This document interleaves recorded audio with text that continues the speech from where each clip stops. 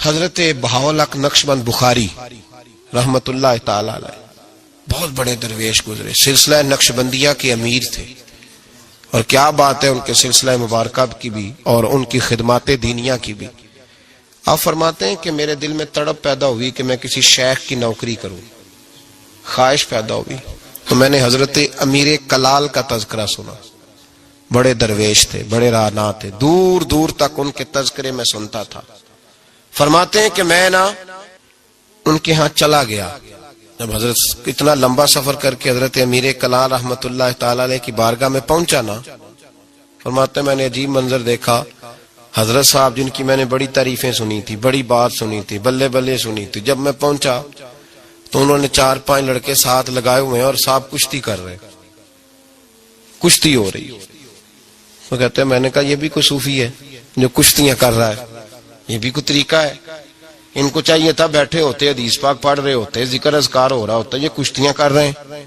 خیر میں نے کہا سفر بڑا لمبا کیا ہے، اب آ گیا ہوں تو چلو رات تو رہ نہیں ہے، کوئی ہوٹل تو ہے نہیں یہاں وقت گزر سکے۔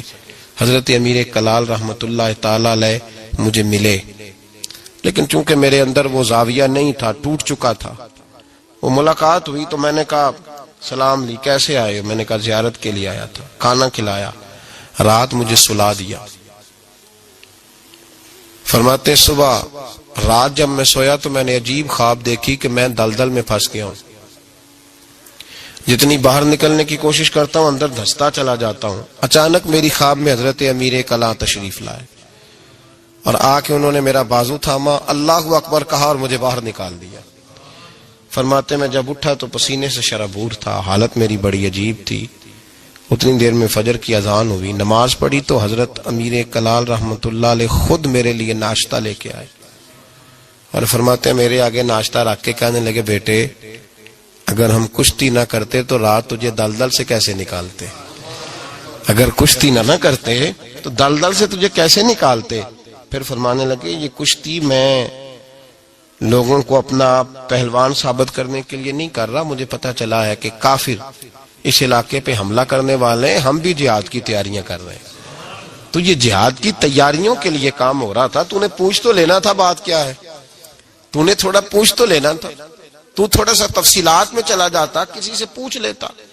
دیکھیں نا کبھی کبھی میں محبوب کے وہ فرمان دیکھتا ہوں تو دل میرا کھل اٹھتا ہے۔ جب محبوب نے کہا تھا تیری نظر بھی دائیں بائیں نہیں اٹھنی چاہیے، نظریں جھکا کے رکھنا، جھکا کے، کانوں سے وہ سننا بس جس کی تجھے ضرورت ہے، اور زبان سے محتاط جملے بولنا۔ جب نظر بری چیز دیکھے گی نہیں، کان سنیں گے نہیں تو دل میں وسوسے آئیں گے ہی نہیں۔ ہمیں تو پہلے دن سے شریعت نے محتاط رہنے کا حکم دیا۔ میرے عزیز دوستو، سلسلہ طریقت کے عزیزو، میری آپ سے یہ گزارش ہے، سمجھ لیں ایک نئے سرے سے دوبارہ سبق شروع کر رہا ہوں آپ کے۔ آج کا سبق آپ کے لیے یہ ہے کہ زندگی میں کسی بھی مومن صحیح العقیدہ کے بارے میں برا خیال نہ پیدا کریں، بلکہ ہمارے صوفیاء تو فرماتے ہیں کسی بد عمل کو دیکھ کے بھی یہ نہ سوچ کہ یہ بد عمل اور میں نیک ہوں، یہ بڑی بیماری ہے۔ فرماتے ہو سکتا ہے ایک وقت ایسا ہے تیری توفیق چلی جائے اور اس کو اللہ توبہ کی توفیق دے کے اپنا ولی بنا لے، تو اچھی سوچ رکھ، مثبت رائے قائم کر۔ ٹھیک ہے جو لوگ غلط ہیں، تمہیں اگر غلط لگتے ہیں تو کنارہ اختیار کر، لیکن کبھی بھی اور بالخصوص اللہ کے نیک بندوں کے بارے میں، رب کریم کے اولیاء کے بارے میں، دین کے خدام کے بارے میں زندگی میں کبھی منفی نہ سوچیں، کبھی منفی نہ سوچیں۔ آپ کو پتہ ہے کسی عالم دین کی توہین اس لیے کرنا کہ وہ دین کا عالم ہے، یہ کفر ہے۔ میرے حضرت صاحب ایک جملہ کہا کرتے تھے، ایک شخص نے کہا حضور تہجد کے لیے نہیں اٹھا جاتا، اب تو خیر لوگوں سے فجر کے لیے بھی نہیں نہ اٹھا جاتا، تہجد کے لیے نہیں اٹھا جاتا۔ تو حضرت صاحب فرمانے لگے رات کو اچھی سوچ کے ساتھ سویا کر، اچھی سوچ کے ساتھ سویا کر۔ تو پھر مسکراتے مسکراتے فرمانے لگے محبوب کی سوچوں میں سویا کر، یار کی سوچوں میں سویا کر، تو اسے سوچتا سوچتا سویا کر، صبح خود ہی تجھے بیدار کر لیا کرے، پر اس سے دل لگانا، اسے سوچتا سو۔ تو کسی اور کو سوچتا کیوں ہے؟ کسی اور کی طرف تو دیکھتا کیوں ہے؟ تجھے ایک دفعہ حضرت صاحب بیٹھے تھے اور 2-3 مشائخ اور بھی بیٹھے تھے ساتھ ساتھ، تو مجھے ایک دوست نے بعد میں کہا کہ وہ جو تیسرے نمبر پر بزرگ بیٹھے تھے ان کی پگڑی دیکھی تھی؟ میں نے کہا قسم اللہ کی سوائے اسے میں نے دوسرے کسی کو دیکھا ہی نہیں.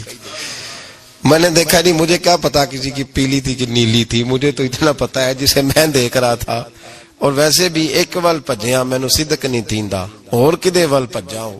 او بھائی ہم تو ایک کو نہیں راضی کر پائے تو ادھر بھی دیکھ تو ادھر بھی دیکھ, دیکھا ہی نہیں جاتا. سوچوں میں رہیں اور مثبت سوچ رکھیں, ٹھنڈی اچھی خوبصورت.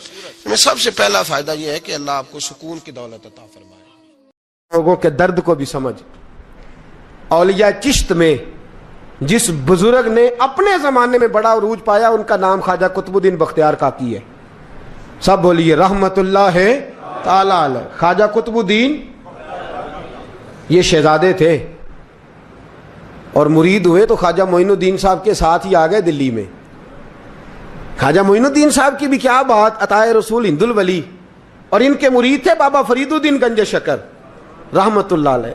اور مجھے اللہ جانتا ہے مجھے عشق کی حد تک پیار ہے بابا فرید صاحب سے, بڑا میرا درد ان کے ساتھ. اور میں جتنا اس صوفی کو پڑھتا ہوں کم ہی لوگوں کو میں نے پڑھا ہے. حضرت بابا فرید کے پیر اور خواجہ معین الدین صاحب کے خلیفہ, کیا نام ہے؟ خواجہ قطب الدین. مکتب میں پڑھنے گئے نا پہلے دن, 4 سال کی عمر تھی تو قاری صاحب نے الف با تا سا پڑھایا تو انہوں نے 15 سپارے قرآن پاک کے سنا دیے. تو کہنے لگے بیٹا تجھے کیسے آئے؟ کہنے لگے میری اماں 15 سپاروں کی حافظ ہے, وہ سارا دن قرآن پڑھتی رہتی تھی, مجھے سن سن کے یاد ہو گیا ہے. یہ بالا نو گالا یاد ہو سکدیاں نے تے قرآن پاک بھی یاد. اللہ خیر کرے, شرط یہ ہے کہ ہم گھر میں قرآن پڑھیں, بچوں کو سن سن کے بھی یاد ہو ہی جاتا ہے. خواجہ قطب الدین اتنا عروج پایا اس شیخ کامل نے کہ وقت کا بادشاہ بھی مرید ہو گیا. سلطان شمس الدین التمش مرید تھا, دلی کا بادشاہ بھی مرید تھا, اجمیر کا بادشاہ خواجہ معین الدین صاحب کا مرید نہیں ہوا, نہ پاک پتن کا بادشاہ بابا فرید کا مرید ہوا. لیکن خواجہ قطب صاحب کو اللہ نے یہ عظمت بھی دی, یہ شان ہے نا. اگرچہ صدقہ سارا خواجہ معین الدین کے قدموں کا ہی تھا, لیکن دلی کا بادشاہ مرید ہوا, اور اتنا اعلیٰ مرید ہوا کہ جب خواجہ قطب الدین صاحب کا وصال ہوا تو 3 شرطیں لگائی تھی. فرمایا میرا جنازہ وہ پڑھائے, جب سے توبہ کی ہے پھر اس کا سینے بد حرام کے لیے نہ کھلا ہو, اور جب سے توبہ کیا پھر لقمہ حرام اس کے گلے سے نہ گزرا ہو, اور جب سے توبہ کیا پھر کبھی نماز تہجد بھی قضا. بڑے بڑے صوفی میری طرح کے گردن جھکا کے کھڑے ہو گئے. 7ویں صف سے دلی کا بادشاہ نکل آیا, کہنے لگا پیرا ساری زندگی میں نے پردہ داری سے عبادت کی تھی, تو جاتی دفعہ مجھے بے نقاب کر گیا ہے. اتنا بڑا انہوں نے شخص تھا. اور حال یہ تھا, لوگ کہتے ہیں کہ فلانا آدمی امیر آدمی ہے تو حضرت صاحب کا تعلق پیر صاحب کا تعلق زیادہ ہے, تو اس کی عمارت نہ دیکھ, کبھی کبھی اس کی پرہیزگاری بھی دیکھ, اس کی خدمت گزاری بھی دیکھ. خواجہ قطب الدین صاحب پہ بھی الزام لگتے رہے. ایک الزام یہ بھی لگا کہ قریب چلے گئے. ہوا کیا, جب بادشاہ مرید ہوا تو کہنے لگا حضرت جی میں نے بادشاہی نہیں کرنی, میں نے اب خانقاہ میں رہنا ہے. تو فرمایا بیٹا تو چھوڑ دے گا تو کوئی ظالم بیٹھ جائے گا. تو حضور پھر کیا حکم ہے؟ فرمانے لگے تو نے کرنی ہے. تو کہا حضور آپ وہ کہاں ہوتے ہیں, میں کہاں ہوتا ہوں, دل ہی نہیں لگتا. تو آپ فرمانے لگے میں ڈیرا اٹھا کے تیرے قریب لے آتا ہوں. خواجہ صاحب 1 کلومیٹر کے فاصلے پر ڈیرا اٹھا کے لے آئے. فرمانے لگے میں تیری تربیت کرتا رہوں گا, تو مخلوق کا بھلا کرتے رہنا. صلی اللہ علیہ, تو حضور کی امت کا اللہ اکبر. وہ قریب, اس وقت بھی لوگوں نے بڑی باتیں کی کہ دیکھو جی بادشاہ تھا نا تو پیر صاحب ہی نیڑے آ گئے. لوگ دیکھتے نہیں کہ اصل بات کیا ہے. خیر وقت گزر گیا, بادشاہی مرید ہو گیا, تو پھر دلی سارے میں اسلام, اتنا عدل انصاف, ہندوؤں کو بات پسند نہ آئی. انہوں نے کچھ مسلمان خرید لیے. سلطان شمس الدین التمش بیٹھا ہے دربار میں, جاگ رہے ہیں نا آپ لوگ, سب کہیے صلی اللہ علیہ. بڑی غور سے سننے والی بات. ایک دن سلطان شمس الدین تمش دربار میں بیٹھا ہے, قاضی عدالت بھی بیٹھے ہیں, مقدمات سنے جا رہے ہیں. باہر سے رونے کی آواز آنے لگی, چیخنے چلانے کی. بی بی بیان کر رہی, کیا ہو گیا کیا ہو گیا. وہ ٹال لگے ہوتے تھے بادشاہوں کے, وہ بجنے لگے, زور ہونے لگا. بادشاہ نے کہا اس فریادی کو جلدی بلاؤ. وہ اندر عورت آئی تو چیخ چیخ کے رو رو کے اس نے اپنے کپڑے پھاڑ پھاڑ کے, برا حال, 2 مہینے کا بچہ لوگ اس کی آہوزاری پر اس کی طرف متوجہ، بی بی کیا ہوا، پانی پلاؤ بٹھاؤ، یہ کیا ہو گیا؟ کہنے لگی لٹ گئی، عزت برباد ہو گئی، تباہ کر دی گئی۔ میں کیا ہوا؟ کہنے لگی بادشاہ ایک شخص میرا غیر شرعی خامند بنا، پھر مجھے حمل ہوا، پھر میری گود میں یہ بچہ ہے 2 مہینے کا، اب گئی ہوں تو وہ کہتا ہے کہ میرا تو تیرے سے تعلق ہی کوئی نہیں۔ بادشاہ کہنے لگے یہ سلطان شمس الدین تمش کی جگہ ہے، اور میں نے رسول اللہ صلی اللہ علیہ وسلم کے دین کے مطابق حکومت استوار کی ہے، کون ہے جو تیرے ساتھ؟ ابھی گردن نہ کاٹ دوں گا، بات کر کون ہے؟ کہنے لگی تو کچھ بھی نہیں کرے گا، کوئی کچھ نہیں کر سکتا۔ لوگ کلمے چھوڑ کے بیٹھ گئے، توجہ ادھر ہو گئی۔ پراپوگنڈے بڑا اثر کرتے ہیں معاشرے پہ، رنگ ایسا عجیب ہے، انداز ایسا عجیب ہے۔ فرمایا بات تو کر۔ اس عورت کی آواز گونجی تو حالات ہی خراب ہو گئے۔ کہنے لگی بادشاہ حوصلہ پیدا کر سننے کا۔ کہا تو بات کر۔ کہنے لگی میرے گود میں جو بچہ ہے یہ قطب الدین بختیار کاکی کا ہے، یہ تیرے پیر کی ناجائز اولاد ہے۔ اٹھاؤ، پروفیسر سلیم چشتی نے پی ایچ ڈی کی ہے، وہ لکھ رہے ہیں اس واقعے کو، تیرے پیر کا ناجائز بچہ ہے۔ ہاتھ کانپنے لگے بادشاہ کے، کہنے لگے یا اللہ کبھی تو قیامت برپا کر دے تو معاملہ ٹھیک ہو جائے، میں تیری زبان کھینچ دوں گا تیری گردن۔ تو نے بات کیسے کی؟ کہنے لگی میں نے کہا تھا نا تیرے اندر حوصلہ نہیں، میری عزت تار تار ہو گئی اور تو پیر بچا رہا ہے۔ اللہ اکبر۔ سلطان شمس الدین تمش آسمان کی طرف دیکھ کے کہنے لگے مولا مجھ مجرم کو جس کی برکت سے اٹھا کے تو نے مسجد میں پہنچایا، آج مجھے تو نے کس امتحان میں ڈال دیا؟ یہ کیا رنگ تو نے زندگی کا بنایا ہے؟ کہنے لگی بلا اسے، اڑاب گردن۔ اللہ اکبر۔ خواجہ قطب الدین بختیار کاکی، ذرا اس جگہ پہ اپنے آپ کو کھڑا کر کے دیکھ میرے دوست۔ جو شخص دلی کے بازار میں نکلے تو دکانیں بند ہو جائیں، عورتیں گھروں میں گھس جائیں، جس کے نام پر چرچے ہوں دین کے، وہ شخص لاٹھی ٹکاتا ٹکاتا، عرس منانے آسان ہے، ڈھول ڈمکے کر کے گھروں کو جانا آسان ہے، پر ذرا ان کی راہوں کا مسافر تو بن انہوں نے انداز کیا اختیار کیا۔ حضرت خواجہ قطب الدین بختیار کاکی، خبر پھیل گئی۔ اتنی شہرت پاکیزگی کی نہیں ہوئی تھی جتنی اس جرم کی ہوئی۔ لاٹھی ٹکاتے ٹکاتے جب پہنچے نا بادشاہ کے دربار میں، بادشاہ اٹھنے لگا، قاضی اٹھنے لگا، لوگ اٹھنے لگے، تو قطب الدین بختیار کاکی کی آنکھوں میں آنسو آئے۔ مانے لگے بیٹو بیٹھ جاؤ، آج میں پیر بن کے نہیں آیا، میں مجرم بن کے آیا۔ اور کہا میرے مالک کا انصاف بھی دیکھو، دلی کا پیر آج دلی کی عدالت میں اپنے نا کردہ جرم کی صفائی دینے آیا ہے۔ بڑی لاٹھی پہ ٹیک لگائی، دلی کی گلیاں بھی روتی ہیں کہ یہ کیا رنگ، اللہ یہ تیرا کیا رنگ ہے، یہ تے میں گڈی تے ہاتھ ڈور سجن دے، او جنج رکھے اونج رہنا ہے، واجب نہیں جے وچ شریعت، مندہ خسم نو کہنا اے تن میرا کنگھی ہووے، میں زلف سجن دی واواں، پوش میرے دی جتی بن جائے، میں یار دی قدمی آواں، مارو مارو مینوں مار مکاؤ، کوئی یوزر نہ پیش لے آواں، جے سونا ہی میرے دکھ وچ راضی، جے سونا ہی میرے دکھ وچ راضی، تے میں سکھ نو چولہے ڈاواں، پر یار فریدا جے کدی مل پے سونا،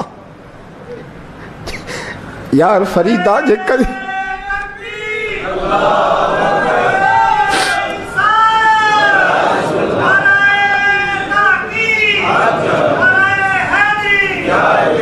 یہ کدی مل پہ سونا، بس انہوں رو رو حال سناواں۔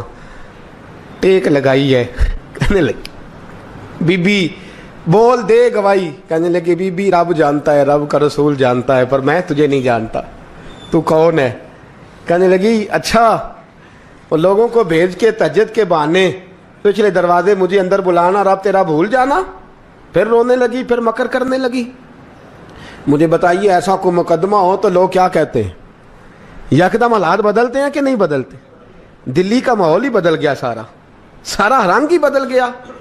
وہ عورت تو ہندو تھی، اس نے تو جھوٹ موٹ کے کلمے بھی پڑھ رکھے ہیں۔ اللہ اکبر۔ خواجہ صاحب پوچھتے ہیں گواہ ہے کوئی تیرے پاس؟ تو 4 کلمہ پڑھنے والے کھڑے ہو گئے۔ اللہ کرے کلمہ پڑھنے والے بکا نہ کریں، आमीन तो कहें। तो खड़े होके कहने लगे हाँ हमने आते भी देखा है, जाते भी देखा है। ख्वाजा कुतुबुद्दीन साहब ने नजर उस्मान की तरफ उठाई, कहने लगे अच्छा जो तेरी मर्जी, मैं गुड्डी ते हथ डोर सज्जन दे, वो जिंज रखे उंज रहना है, वाजिब नहीं विच शरीयत मंदा खसम नू कहना। कहने लगे सुल्तान यार एक रात की मोहलत नहीं दे देता।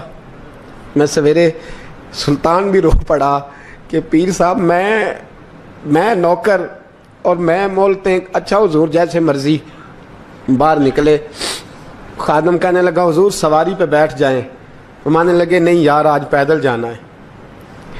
इस दिल्ली के चौंकों ने मुझे बड़ी सलामियां दी है, ज़रा मैं देखूं तो सही दिल्ली के बाजार मेरी रसवाई पे क्या कहते, मुझे ज़रा ये पत्थर भी खाने दे, इनका जायका भी। पैदल गए, दुनिया सो गई तो दिल्ली के बादशाह ने अजमेर की तरफ मुंह किया। ख्वाजा मोइनुद्दीन हयात थे। बेखबर हो जो गुलामों से वो आका क्या है, बेखबर हो जो गुलामों से वो मुंह किया। कहने लगे मोइनुद्दीन मैं कोई लवारस तो नहीं ना, मैं कोई लवारस हूँ कि यहाँ जो मेरे साथ मर्जी हो जाए। तेरी मजबूरियाँ दुरुस्त मगर तेरा वादा था साथ देने का वक्त आया है। मैं कोई लवारस नहीं कि अब तू अजमेर में बैठा रहे और मैं दुख सारा अकेले बर्दाश्त करूं। बुढ़ापे का मुझे भी पता है, कमज़ोरी का मुझे भी पता है, ज़ोफ़ का मुझे भी पता है, पर तत्ती थोड़े थकड़े खानदड़ियाँ, मैं भी तो तेरे नाम तो मुफ्त भी खानदड़ियाँ। मुझे भी तो पता है ना मनम गुलाम ने अली हैदरीयम कादरीयम तमज़े अहमद रज़ा खामी जन्म। मैंने भी तो अपना नाम नहीं ना जपा, तेरा ही जपा है सारी ज़िंदगी। ये लफ्ज़ कहे, कहते मैं रोया, आँख लगी तो हज़रत ख्वाजा मोइनुद्दीन साहब ख्वाब में मिले। कहने लगे कुतुबुद्दीन मेरा इंतज़ार करना, मैं पहुँच रहा हूँ, मेरा इंतज़ार करना, मेरा इंतज़ार। क्या कहा मियाँ साहब ने, कहते हैं माली दा कम पानी देना, फल कच्चे होण या पक्के, ये पीर मुरीद दे सिर ते ही रहिंदा है, झूठे होण या सच्चे। मैं आया फिक्र ना करना। हजरत सवेरे उठे, फिर गए अदालत, फिर कहा ना भाई प्रोटोकॉल, मुजरमों का प्रोटोकॉल नहीं होता, मैं अकेला जाऊंगा। जिसके आगे पीछे नारे होते तने तनहा। 2-4 मिनट ज्यादा ले लूँ आज आप हजरात। कहते मैं पहुंचा अदालत और जाके जब कहा ना कि हाँ जी हुजूर बताइए, गवाह भी खिलाफ है, मुकदमे बोलें, तो कहने लगे मुझे मेरे शेख ने हुक्म दिया है कि मेरा इंतज़ार करना। फिर वो जो बातें करने वाले थे कहने लगे जी कौन गया था अजमेर, कौन आया है वहाँ से, हमें रूहानी बातें ना बताई जाएं। यहाँ से तो एक दिन में पहुँचा नहीं जा सकता, ट्रेन भी 36 घंटे लेती है दिल्ली से जाने में। तो कहा यह कैसे हो सकता है, कोई रात को रात आपको खबर हो गई, आप केस को लंबा ना करें। बादशाह मुरीद है, लगता है कि ये रातों रात भगा देगा पीर को। इतनी बातें ख्वाजा साहब ने सुनी। जब बेगुनाह आदमी को ये बातें सुननी पड़ती हैं फिर दिल बड़ा टूटता है, फिर बड़ी तकलीफ होती है। हजरत कहने लगे यारो तुम्हारी मर्जी। शमसुद्दीन तमश की आवाज़ गूंजी, फरमाया जैसे इन्होंने कहा वैसे किया जाएगा। 3 दिन के लिए अदालत बर्खास्त कर दी जाती है। चेम गोइयाँ होने लगी, फबतियाँ कसी जाने लगी। तीसरे दिन शाम का वादा था, चौथे दिन अदालत जाना था। कुतुबुद्दीन बख्तियार काकी के पास लोग आके अफसोस करते तो आप बोलते नहीं, यहाँ तो लोग सफाइयाँ देते बोलते नहीं। फरमाते यार मैं गुड्डी ते हथ डोर सजन दे, वो जिंज रखे मैं उंज ही रहना है, जैसे उसकी मर्जी वैसे। जड़ियाँ गुड्डियाँ आप ही उड्डियाँ हो ना चढ़न उचाइयाँ, ਉਹੀ गुड्डियाँ उच्चियाँ उड्डियाँ जड़ियाँ साइयाँ आप चढ़ाइयाँ। फरमाया ठीक है जैसे वो रखे मैं राजी हूँ। अल्लाह अकबर। तीसरे दिन की मगरब का वादा था। जब मगरब का सूरज डूब गया ना, बड़े काफले अजमेर से आए पर मोइनुद्दीन ना आया। वादा किया था यार ने आऊँगा दिन ढले। वो ख्वाजा गुलाम फरीद साहब रहमतुल्लाह ताला अलैह फरमाया करते थे ना, कौवा खाने लगा आंखें तो कहने लगे कागा ये तन सारा ही खाइयो, मेरा चुन चुन खाइयो मास, मेरे 2 नैन ना खाइयो, मैनू पिया मिलन दी आस। ने कहा सारा खा जा, आंखें छोड़ दे। उसने कहा था मैं आऊँगा, इंतज़ार लंबा हो गया है पर मेरी उम्मीद तो नहीं ना टूटी। मगरब की अजान हुई तो लोग कहने लगे लो जी अब बस हो गई। ख्वाजा कुतुबुद्दीन साहब ने अल्लाह अकबर कह के मगरब की जमात جب میدان میں کھڑی کی تو اپنی بھی چیخ نکل گئی, آئے نہیں. لیکن جب نماز کا سلام پھیرا تو خواجہ معین الدین صاحب کی 2 رکعتیں ابھی باقی تھیں. خواجہ صاحب پیچھے نماز پڑھ رہے ہیں, سلام پھیرا, اور نماز کے بعد جب اٹھے نا تو خواجہ صاحب کے سینے کے سینہ لگا. تو کہا حضرت جی میں شہزادہ تھا, آپ نے کہا تھا خشک روٹی کھانا تو میں نے خشک کی کھائی ہے, آپ نے کہا تھا فاقے کرنا تو میں نے کیے ہیں, آپ نے کہا وطن واپس نہیں جانا تو میں نہیں گیا. حضور اس امتحان کا آپ نے